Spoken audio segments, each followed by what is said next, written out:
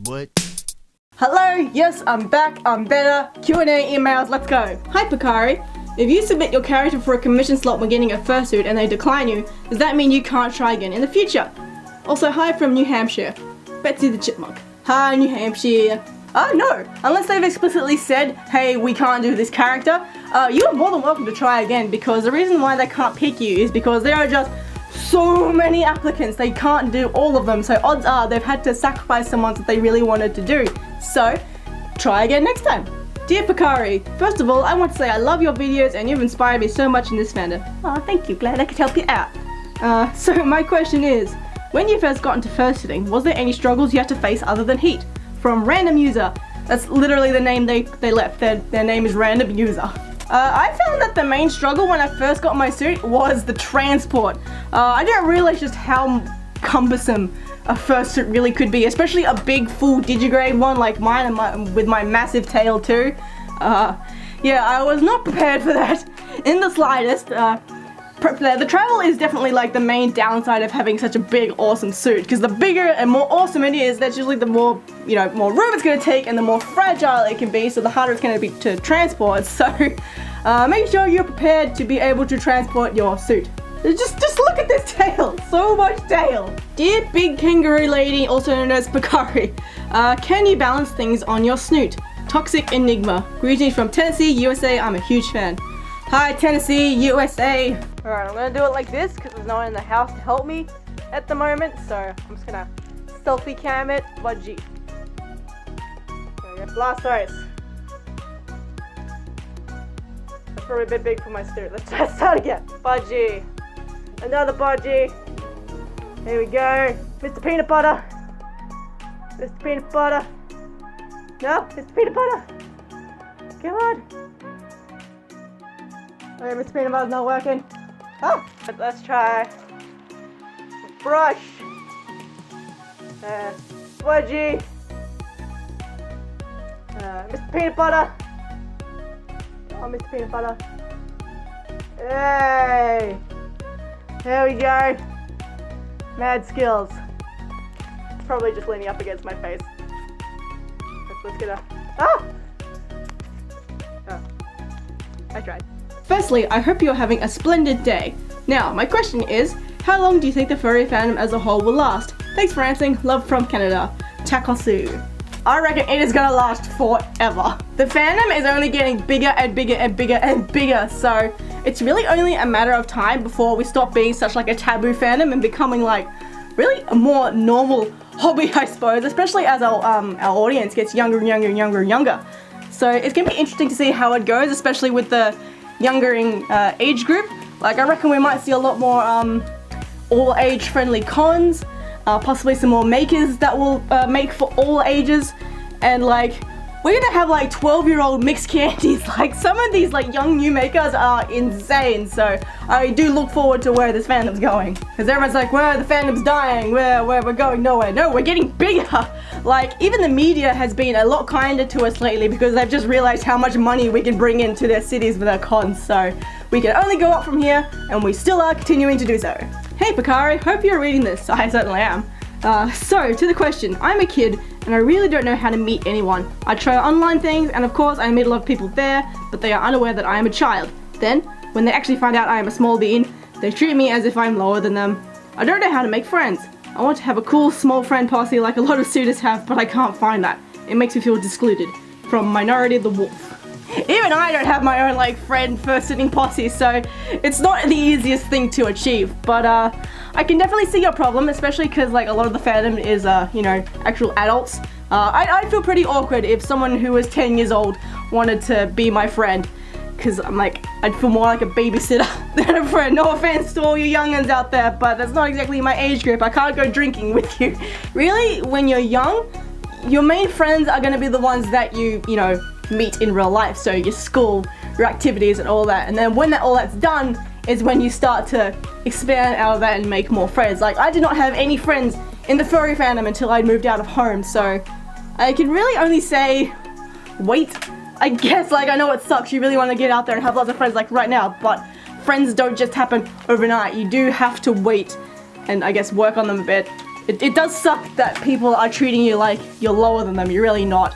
But it's a bit hard when you're actually talking to someone who's like 10 years younger than you. It's very hard not to like dumb down your speech in a way, I guess. No, it's not a good explanation. Either way, you'll get there. It just takes a while, and it's even harder when you're so young because everyone else is going to be a lot older than you and not really going to want to be with friends with someone who's so young. So I'm sorry, but you're gonna just have to wait.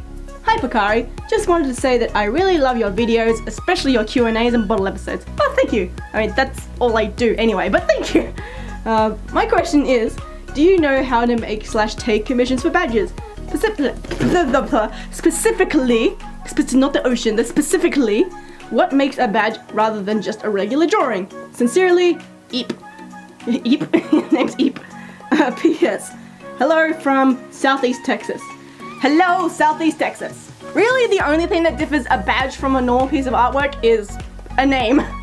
Like, because that's what badges are. They're just name badges followed by some fancy art. So you really can turn any kind of art into a badge by putting a name on it and making it kind of like wearable. So that's really the only difference. Like, a lot of times when I commission headshots from people, I'll ask them if they don't mind me turning it into a badge.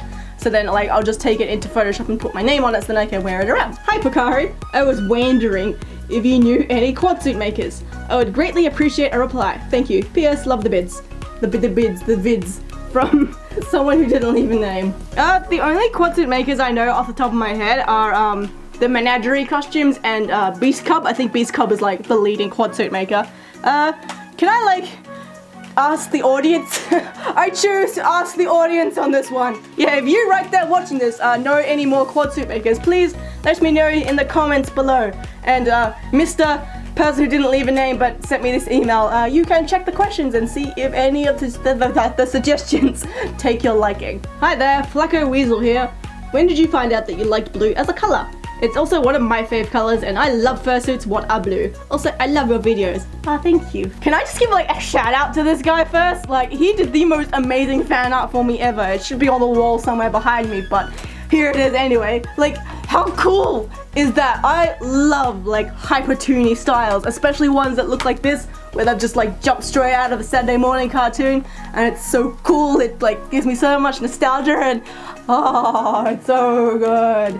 Their links are in the description if you want to stalk them like I am now. But yes, I was actually a purple girl growing up. Purple was always my favorite color, and I think I changed to blue when I started getting into Digimon, because Garurumon was like my favorite Digimon for like the longest time growing up, and he was blue, and all his evolutions were blue, and they were just so cool, and I just wanted to be where Garurumon and Garurumon so bad, and I think that's where I went to blue from there. What do you do outside of your videos? From Nameless. I have 2 questions. 1, what does it mean to send in a quote? 2, do you recommend any fursuit accessory maker? From Two-Tailed Toaster. I actually get asked this a lot. I'm surprised a lot of you don't know what quote means. So a quote is a term that isn't just in the fandom, it's used a lot in real life as well. A quote is the exact amount of money that you have to pay. And usually things that need quotes are things that don't have a set price, because they vary depending on size, quantity, colors, etc. So if you need a new pair of curtains, you need someone to come to your house, or you need to take the measurements of like the size of the curtains you want, and you tell them the material you want, and like, I don't know, the style, and then from those details they would give you a quote and be like, hey, cool, we have calculated it, that your thing is gonna cost this much. Or if like your air conditioning machine breaks, a mechanic's gonna come over and have a look, and if it's really, really bad, he'd be like, cool, so I've seen that this is broken, this is broken, this is broken, it's gonna take me this long to fix, here's the quote for how much it's gonna cost. So then with fursuit makers, they need to give you a quote because the cost of a fursuit can vary a lot. So, you know, more colors means a higher price. If you're a taller person, then that's gonna be a higher price. If you want some fancy, you know, add-ons, that's gonna be a higher price. Or they might be offering a discount for some particular exotic species, and they have to use all those factors, and then like if it's a complex design, that's gonna take more time, so they have to put that in, and then it takes a long time to calculate a quote. That's why makers aren't open for quotes all the time, because they just, the amount of things they have to factor in to get that like actual quote cost can take a long time, and they're doing it for free, so yeah. As for accessory makers, I would recommend Skunky Designs. She is an Aussie maker here, and her work is just so good, and I am dying to commission some form of accessory off her. I think when I get my suit of Niho, I'm gonna commission her for like a squeaky salmon sushi. Alright, that is it for this Q&A. Thank you so much for joining. Next week, I don't know what I'm gonna do. I might do comments, I might do emails, so do whatever makes you happy. And then I will see you in the next video. Thank you for watching. Bye!